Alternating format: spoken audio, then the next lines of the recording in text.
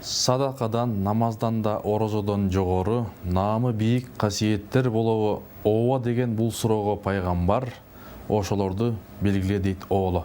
Ассаламу алейкум, урматтуу бир туугандар, орозоңуздар кабыл болсун. Ушул орозого жетишкен Кудайга шүгүрлөрдү айтабыз. Жана сүйүктүү пайгамбарыбызга салам, салаваттар айтып болгон соң, куттуу орозо Кудайга шүгүр. Орозодо 30 күн теле долбоору эфирде, 5-де кала бериңиздер. Сиздердин кызматыңызга Темирлан Акматов.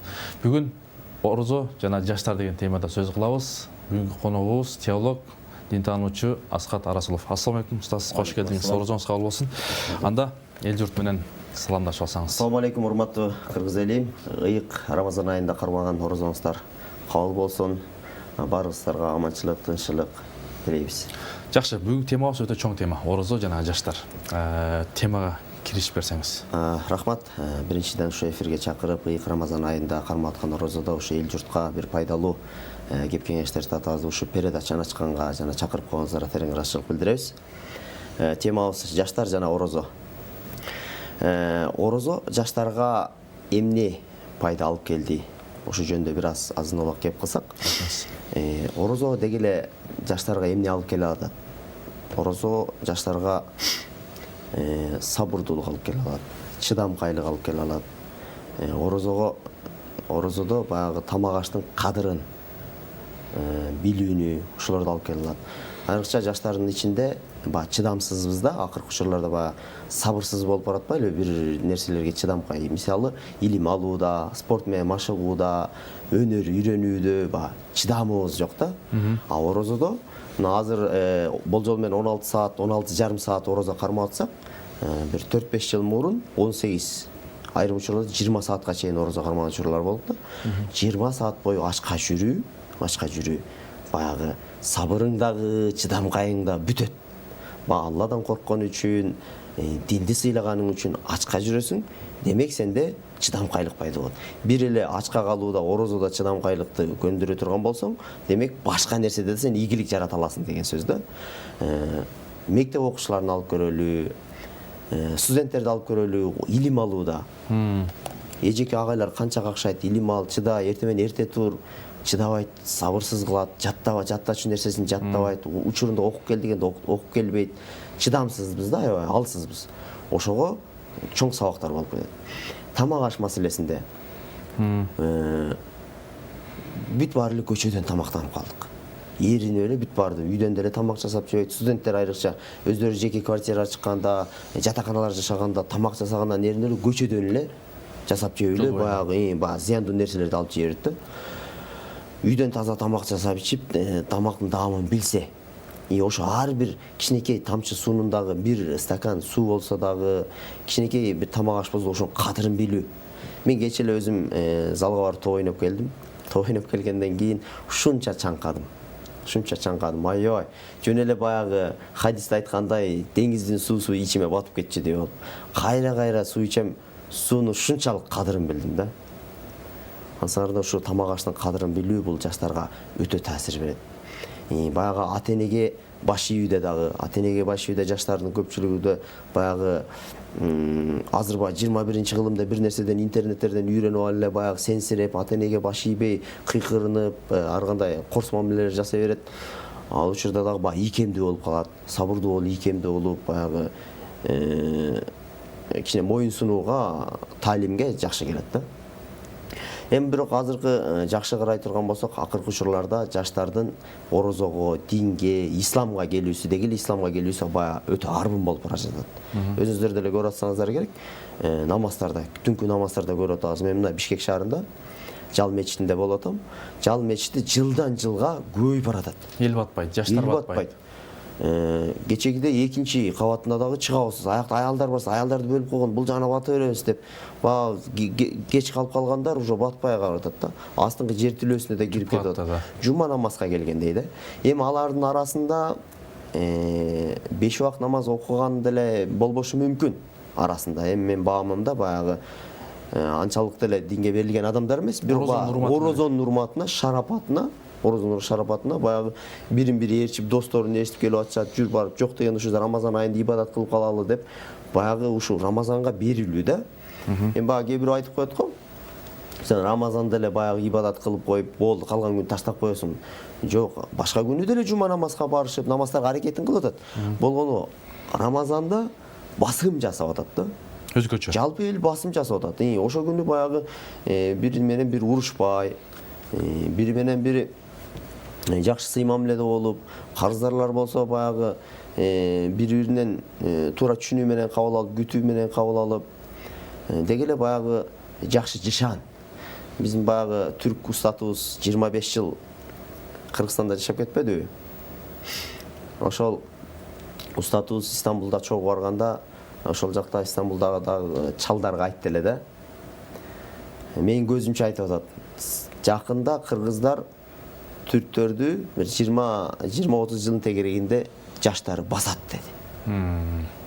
Кайсы жагынан басат? Мечит жагынан, толгон жагынан мен көрүп атам, Кыргызстанда 70% жаштар агылып келип атат деди да. Исламга көп келип атат деди. А Турцияда 70% чалдар деди. Жаштар 30%. Тескерисинче. Мен баягы Турцияга салыштырып өтө мактана албайт элем. Ошо сөздөн кийин мактанып баштадым да. Негизи эле Түркия дегендер чындыгында баягы исламдын өнүккөн борбору, исламга аябай маани берген деп түшүнөбүз го. Бирок ошол жаатына карап келгенде бизде келечек болот да. Эми азыркы учурда ислам жаатын өнүкпөсө дагы бирок келечек бар да. Келечек бар. Чындыгында карасаң, жаштар өтө көп. А биздики улуу мондар баягы Советтер Союзу учурунда 70 жыл баягы эзилип калгандыктан баягы ичинде атеисттик эме ордоп калган да. Баягы бир аз кош көңүлдүү карап атат да. Эми азыр орозого кармап атышат, бирок динге берилүү жагынан, динге маани берүү жагынан бир аз алсызыраак. А жаштар аябай тунук, сезимдери тунук, өтө жакшы кетип атышат. Жакшы. Анан бул жакта да ошол устаз суроо келиптир элден. Ошол суроого дагы жооп берип кетсеңиз. Жаш балдарыбызды мечитке жөнөтүп турабыз, пайдасын да көрүп келебиз. Суроо. Террорчу болуп кетпейби? Дейт биринчи суроо. Экинчиси, мектепке дагы дин сабактары киргизсе жакшы болот эле, ушундай аракеттер болуп жатабы? Айжамал. Рахмат сурооңуздарга. Айжамал апа, туура айтасыз. Террорчу болуп кетпейби дегенчи. Негизи баягы балдарыңыздарды мечитке жөнөтүп, кечки намаздарга жөнөтүп, жакшы таалим тарбиясын алып атасыздар. Биз деле бул жактан билип турабыз. Канчалык деңгээлде пайда келип аткан. Мечитке барган бала менен мечитке барбаган баланын айырмасы бар да. Мечитке барган биринчиден эле Кудайдан коркуп, ата-энени сыйлаш керек экен. Экинчиден пайгамбарыбызды сыйлайт. Пайгамбардын ар бир сөзүн ата-энеңерди сыйлагыла, ата-энеңерден керек болсо таманын өпкүлө деген пайгамбар айтыптыр деп айрымдар өпкөндөр бар. Бутун жуугандар бар, баккандар бар да. Анын пайдасын көрүп атасыздар. Бирок террорчу болуп кетпейби деген кооптонуңуз дагы суроо. Мындай жакшы суроо да. Себеби акыркы жылдарда чыгыштануучулар, дин душмандары, ислам душмандары тагыраак айтканда исламды бурмалоо үчүн ар кандай агымдарды, ар кандай бурмалоолорду жөнөтүп, акыркы учурда ислам дегенде сакалды койгон, автоматты колго кармаган, Аллаху акбар деп алдынан чыккан адамды аткан дегенди түшүнүп калды да. Ислам дегенде ушул түшүнүктү дүйнө жүзүндөгү башка дин өкүлдөрүнө, башка бир мамлекеттерге ушуну сиңиргенге аракет кылды. Бир канчасын сиңирип да койду да. А эми чыныгы ислам жүзү кандай болду экен? Чыныгы ислам кандай болду экен? Жакшылап ислам алымдарынан, дин сабактарынан жакшылап изилдесеңиздер, тунук болуп турат. Болгону биз баягы исламга гана тааный албай жатабыз. Эми сиздин сурооңузга дагы баса белгилеп жооп катары айтайын. Сиз бир гана мечиттерге жөнөтүңүз.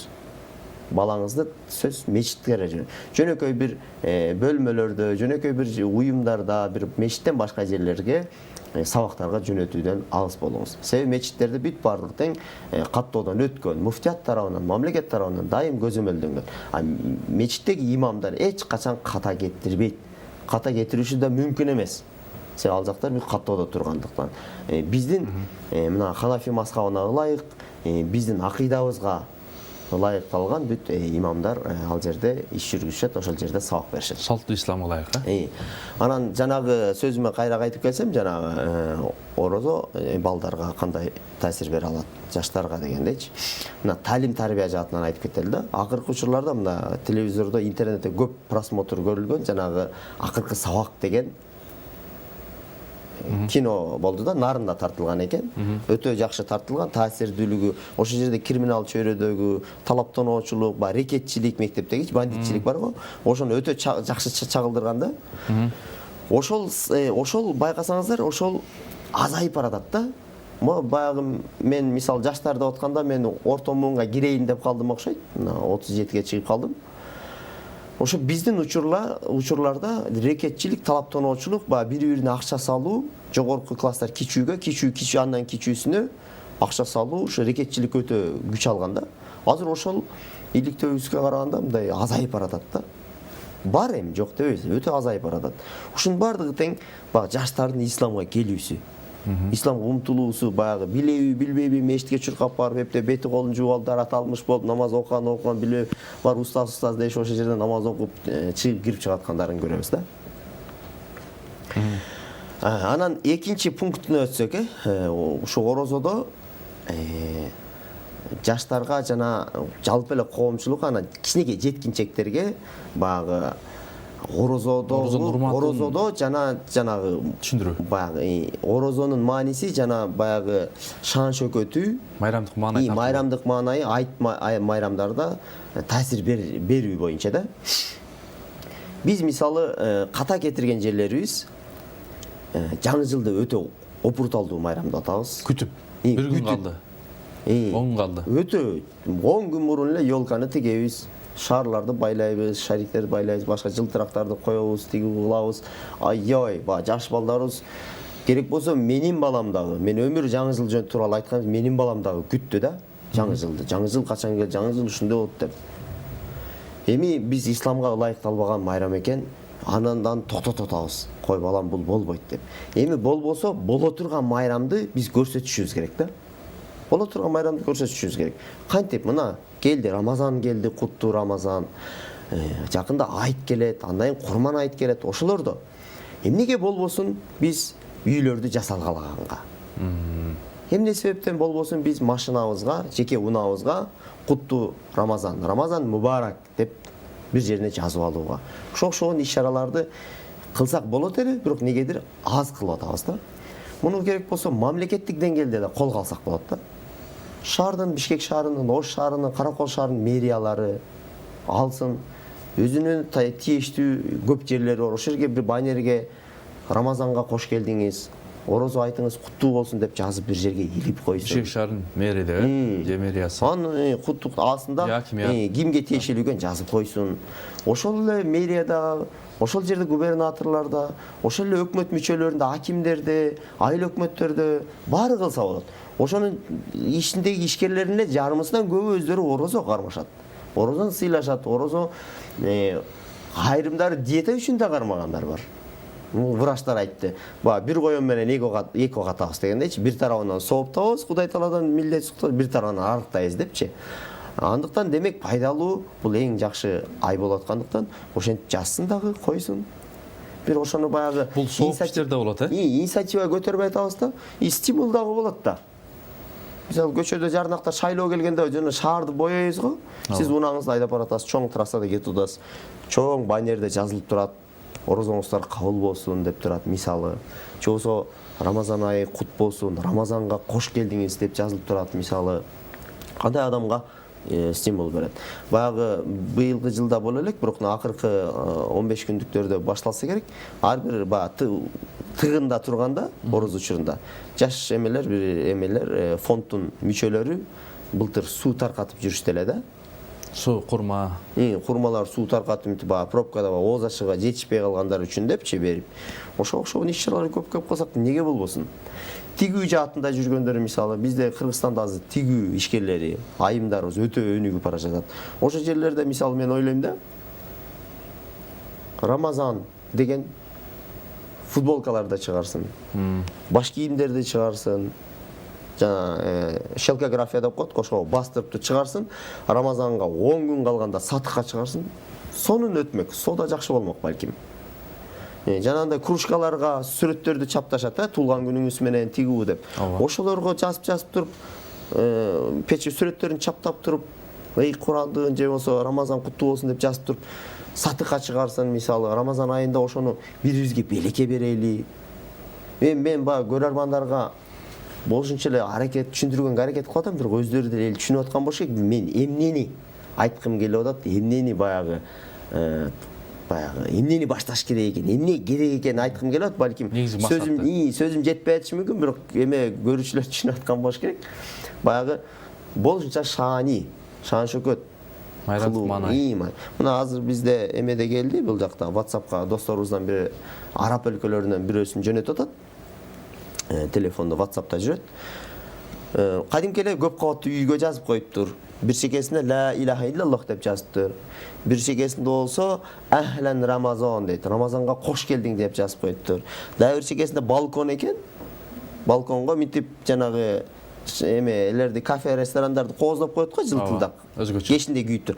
Ошолорду боеп коюп. Эми алыстан карасаң сүрөтү турат. Эмеде сон көрүнүп калганда көп кабаттуу үй, сон ба. Чындыгында ба ал жак бул жакты карасаң, баягы Рамазан келгендиги адамдарга кадимки башкача маанай, башкача сезим тартылганчы. Эми ошону дос балабыз жөнөтүп атат. Араб өлкөлөрүндө, башка исламды сүйгөн мамлекеттеринде жыл сайын ушул нерсени көрөм дейт да. Кайталанып турат. Кайталанып, Рамазан келгенде баягы башкача боло түшөсүң дейт да, сезим башкача дейт. Эми түркчө айтмакчы, кешке бизде болсайды депчи, бизде дагы ушундай болсо экен деп баягы эме деп атпайбы, бизде да ушундай эмеге айлансак экен деп. Эми Кудай буйрса келечекте болуп калар. Эми биз азыр акырын биз өкмөт мүчөлөрүнө дагы кыйырмайын деп кичине айтып койбодукпу, балким алар деле бул нерсеге ишти кылса болот акырын. Кудай буйрса азыр да убакыт бар. Эми ошол Кудай буйрса жанагы кулагыңа күмүш сырга дейт го. Бүгүнкү тема ошол орозо жана жаштар. Жаштардан ошол азыркы сиз барып жүргөн, ошол сабак өтүп жүргөн жаштардан келечекте 5-10 жылда кандай өнүгүү прогресстерди күтүп атасыз? Кыргызстан кандай салымдарды кошот биз азыркы жаштар? Мен Кудайым буйрса аманчылык болсо ошол дин душмандарынан алыс эле болсок да, бизге көбүнчө дин душмандары гана тоскоолдук кылып коет да. Болушунча динге терс катары бирөө сүйлөсө, аны дароо акча менен оройго алып туруп, дагы ушул нерсени өркүндөтүңүз, ушул нерсеге басым жасаңыз, болушунча баягы динден кыргыз элин, жалпы эле мусулмандарды алысыраак кармап туралы деген мааниде баягы ошону каржылап ичет да. Анан тоскоолдук жаратып, жаш жеткинчектер эми исламга маани берип келе жатканда эле баягы артка чегинткенге аракет кылып атышат да. Эгер ал тоскоолдуктар болбосо эле, анда өтө жогорку деңгээлде өнүгөбүз. Өтө жогорку деңгээлде. Себеби азыр баягы эми теолог болгондуктан ал жак бул жакта жүргөн ар бир адамга суроо берип, аны менен баарлашып, каласың да. Сүйлөсөң баягы жан дүйнөсү исламга кадимкидей эме суусап турат да. Суусап. Өзү пайгамбар саллаллаху алейхи вассалам деле айткан да. Жан дүйнө кадимки ашказан ачка болгондой эле ачка болот депчи. Ал жан дүйнөнү бир гана ислам баалуулуктары менен толтуруш керек дегендей. Ансында ислам баалуулуктарына, ыйманга суусап турат да. Тиги жаштар суусап турат ошол нерсени. Жакшы. Ислам гана сугара алат. Устаз, анан дагы бир маселе ошол жаштарга пайгамбарыбыз ошол өнүп өсүүгө, жол болсо мекенге кызмат кылууга кандай насааттарды айткан? Кандай хадистери бар? Динибиз эмне дейт? Пайгамбар саллаллаху алейхи вассалам жаш кичинекей тестиер кезинде ошол жаш балдарыңарды мечитке көп алып барала деген. Жетелеп алып. Жетелеп алып барып, өзүңөр эле бара бербестен, мечитке барып, ойносун. Ал жерде балким намаз окубасын. Балким дарат алганды билбесин, бирок мечитти таанысын. Мечиттеги аураны. Бизде деле азыр айрымдар алып келип атышат, ары бери чуркап ойноп жүрүшөт, кужурашып калышат. Баягы кичинекей кезинде мечитте чоңойгону жакшы да. Мечитке сугарылып, чыны жан дүйнөсү мечитке байланып калганы жакшы да. Таза нукура баягы күнөө кылбаган тестиер бала таза бойдон исламды кабыл алып калганы өтө жакшы да. Бир булганып, бир баткакка барып, анан жууганга караганда таза кезинде. Ошондой кеңештерди берген. Анан 12 жашка чыкканда намазга буйругула деп айткан. Эми ал учурда 12 жаш балдар үчүн балагатка жеткен учур болчу. Эми азыр болжол менен бир 15-16 жашта балагатка жетип атат. 15-16 жашка чейин намазды үйрөтүп, анда толук намазга киргизип калыш керек да. Жакшы, анан ушул балдарды ушул Рамазанды баягы маани маңызын түшүндүрүш үчүн белек бекшектерди берсек болобу? Кандай конкурстарды уюштуруп, же болбосо ошол бүгүн Рамазан, же болбосо орозодо мындай пайгамбарыбыз белек берген, сүйүүңөр артсын деген сыяктуу. Өтө сонун болот ооба. Ушул нерсени ишке ашырыбыз керек. Биз эмне себептен жаңы жыл келгенде эле белек берип калабыз дагы, Рамазанда маани бербей коебуз. Ошону дагы бир инициатива катары көтөрөлү дагы жогорку деңгээлге алып чыгалы да. Мисалы мен өзүмдүн балдарыма ошондой ниет кылып атам. Рамазан ичинде баягы орчундуу белектер бар го. Ооба. Жогорураак буюмдар, мисалы самокат, жанагы велосипед, ушул сыяктуу баягы жылдар бою ата алып бериңизчи, жаз келсе алып бериңизчи, күз келсе алып бериңизчи дегенде, жок балам, Рамазан ичинде алып берем деп Рамазанды баса белгилеп, ошондо алып берейин деп атам да. Дагы кийинчерээк сурап турган болсо, мисалы күздө сурай турган болсо, дагы Рамазанды күт, Рамазанды алып берем. Рамазанда майрам болот, майрам картасага тартуулайм деп айтайын деп атам да. Себеби мен балдарымда түшүнүк болсун. Рамазанда жакшы ата мээрим төгө турган, белек бере турган учур турбайбы? Рамазан жакшы нерсе экен деген нерсе сезимге келсин депчи. Кечегиде да кичинекей баламды, 1-класстагы балам бар. Ошо баламды кичине орозого 4-5 саат болсо дагы орозо кармоону үйрөтөйүн деп аракет кылып экөөбүз больницадан, ооруканадан үйгө бараттык эле. Ата супу алып бериңизчи деп калды. Анан айттым, жок балам, биз орозо кармадык, сен да орозо кармашың керек. Жок дегенде 4-5 саат орозо карма. Сени анан кечке жук алып берели, чогуу тамактаналы десем унчукпай калган. Бир малдан эшикте балдар менен ойноп жүрүп дагы чуркап келип калып, ата акча бериңизчи супу алайын. Ии десем, балдар 12 жаштан баштап орозо кармайт экен го деп. Ал сурай коюптур да кимдир бирөөдөнчү. Эми бала да эми, бирок балдарды кандай болбосун, кандай ыкма менен болсо дагы балдарды болушунча баягы кичине болсо дагы орозонун маани маңызын акырындан түшүндүргөнгө аракет кыла беришибиз керек. Жакшы. Ушундай биздин көрүүчүлөргө өтө бир мындай балдарды орозо менен жашатканга, же болбосо жакшы белектер бергенге жакшы стимул болуп атат деген ойдобуз. Анан өзгөчө ушул жаштар, азыр эми мешиттерде жаштар көп, алардын акылы дагы интернетти да жакшы колдонот. Негизи эле ушул жаштардын кээде улумун сабак алып калган учур. Тескерисинче ата энеси. Ошондой биздин жаштарыбыз өтө көп да, эл үчүн, жер үчүн кызмат кылып аткан. Ошондой жаштарыбыздын аркасында чоң группа тайпалар бар. Анан орозолордо да көп иштер жасап атат. Азыр сиз айткандай жанагындай белектер таратып, волонтер болуп, кайрымдуу иштер жасап, дагы кандай кеңештерди айтат элеңиз? Туура айтасыз. Негизи бир акылмандардын кеби бар экен да. Эгерде балаң илимдүү акылман болсо, керек болсо балаңан сабак ал деген. Баладан дагы сабак ал деп.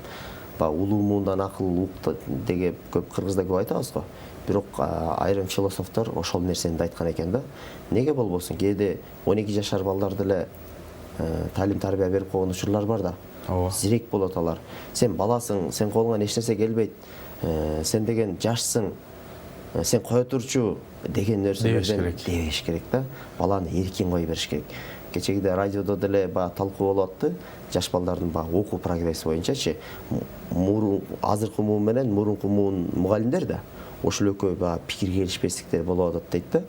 Мурунку муундар баягы Советтер Союзу учурунда сабак берип калгандыктан алар эме кылып атат дейт. Баягы сен тартипсизсиң, сен укпайсың депчи. Сен тынч отур, мугалим айткан кандай десе ошондой кыл деп мажбурлап атат дейт да. Ал бала ага көнбөй атат дейт. Себеби бала эркин чоңоюп калган. Эмне кааласа дароо Google'дан, YouTube'дан карап биле коюп, эркин жүрүп, эркин басып калган бала дейт да. Эми ошо баланы эркинине жараша тарбиялаш керек деп айрым педагогдор айтып атат, мисалчы. Ошол сыяктуу эркин жүргөн балада, эркин жүргөн баланын эркиндигине жараша сабак бергенге аракет кылышыбыз керек да. Эркин болгондугу үчүн исламды кабыл алып атат да. Советтер Союзу учурунда кысым жасап койду эле, баары атеист болуп кетти да. Азыр эркин кой берип койду эле, эркин болгон үчүн баардыгы исламды кабыл алып атат. Эркин болгон үчүн ар нерсени ойлоп чыгарып атат. Устаз, ушул боюнча суроо келип атат. Көрүүчүдөн Нурдин деген көрүүчүдөн, мен ошо эркин кой бердим эле, балам такыр тентек болуп укпай калды, кандай кеңеш бересиз деген суроо узатып атат. Балким эркинден да чектөө керек, балким кандай. Эми баягы чектөө дегенде бир канча категориядан турат да. Чектөө дегенде арамга баратса, жаш бала деле, балагатка жетпесе деле, кичинекей болсо деле, арам нерсе. Чылым чегүү иши мүмкүн, ичимдик ичүү иши мүмкүн, пиво ичүү иши мүмкүн да. Ошону баягы катуу кагып салбай, түшүндүрүү иштери менен. Эмне себептен буну ичпе. Ичпе деп эле токтотуп койбостон, ичпе. Эгер ичсең деп анан себептери мененчи. Чылымды чекпе. Эгер чексең эмне болот? Баланча түкүнчө. Мынакей. Чеккендин кесепеттери. Ичкендин кесепеттери. Мынакей. Мына автокырсыкты көрдүңбү? Тигил айдоочу мас экен. Баланча кишини өлтүрдү, өзү өлдү, баланча $1000 унаасы талкаланды. Мынакей. Деп жыйынтыктын негизинде чылымды дагы мисал кылып чыгарып атпайбы? 10 жылдын ичинде бир авто унааны чегип коюшат экен. Чылым чеккендер.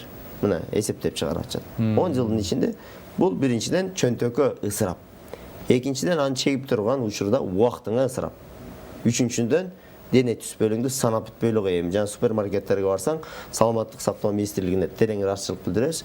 Чоң кылып жазып койгон. Импотенция, тукумсуздук, өпкө чиригендиги, кандын бузулушу, келечек муундун бузулушу жана башка жөн эле атың атап бүтпөйт да. Эмне деген зыяндуулук? Ошон баягы жыйынтыктын негизинде чегип аткан жанын адамдагы 70% зыян дейт, Анан баягы баланы кагып силкпей ошо баягы кошо ээрчитип акылмандуулук менен аракет кылыш керек. Эми атайын жаш балдарды тарбиялоо боюнча лагерлерге жөнөтүп. Лагерлер ачылып, жаш балдарды тарбиялаган өзүнүн эме адистери бар го. Ошого жөнөткөнгө аракет кылып, же ошолорду окуп, анан үйдөн ошол ыкманы үйрөнгөнгө аракет кылыш керек да. Жакшы. Устаз, алтындай болгон убактыбызды бөлүп келгениңизге Аллах ыраазы болсун. Биздин 3 мүнөткө жакын убактыбыз калды. Эми каалоо тилек жаштарга, элге, жалпы мусулмандарга. Рахмат, Алла ыраазы болсун. Эми ошо орозо, ыйык Рамазанды жакшы өткөрөлү. Бири-бирибизге баягы капачылыктар болуп калган болсо, бири-бирибизден кечирим сурайлы. Көп ибадаттар менен алек бололу. Намаздарыбызга, каза намаздарыбызды көп окуганга аракет кылалы. Бирөөлөргө карыздар болуп калган болсок, ошону кутулганга аракет кылалы. Эгерде кимдер бир кол алдында ишкерлер болсо, ошо ишкерлерине жакшы сылык мамиле жасап, ошолордун айлык маяналарын өз убагында төлөгөнгө аракет кылсын. Баарыбызга тынччылык, аманчылык болсун. Жалпы жумара журтубузда дүйнөдө согуш болуп атат, кыйынчылыктар болуп атат. Ушу ороз айында көп дуа кылып калалы. Мына мен Токтогулдукмун, Токтогулда суу өтө аз. Мурда 16 миллиард суу болсо, 16 миллиард куб суу болсо, азыр 8 миллиард суу бар. Демек деген мурдагы толгон жеринин өтө жарымысын араң туура келип атат. Көп дуа кылалы, Алла Тааладан жамгыр сурайлы, кар сурайлы, мөңгү сурайлы. Жалпы жумрай журт баягы чыгып алып, биз адамбыз деп кекирейип, көкүрөктү мынтип кага берет экенбиз. Алла Таала кичинекей эле нерсеси менен сынап коет экен. Былтыр кичине күндү ысытып койду эле, чөптөрүбүз күйүп кетип, чөп талаш болуп кыргын болуп кетти. Анысына бардык нерсе байланган Алла Тааладан көп дуа кылып, аманчылык тилейли, ошо Рамазан айында көп тилеп калалы. Рахмат. Урматтуу телекөрүүчүлөр, урматтуу угармандар, Орозодо 30 күн теледолбоорунда теолог, дин таануучу Асхат Арасулов биздин суроолорубузга жооп берди. Орозоңуз кабыл болсун, эл жерибизде тынчтык болсун. Ошол талим-тарбия берип аткан уул кыздарыбыз Кыргызстандын байрагын көтөргөн билимдүү, имандуу жаштар болсун дейбиз. Анткени кайсыл өлкөнүн келечегин көрөм десең, алардын жаштарын карагыла дейт. Жаштарыбызга жакшы талим-тарбия берсек, Кыргызстандын жүзү, Кыргызстандын келечеги. Кийинки ободон амандашканча, салам алейкум.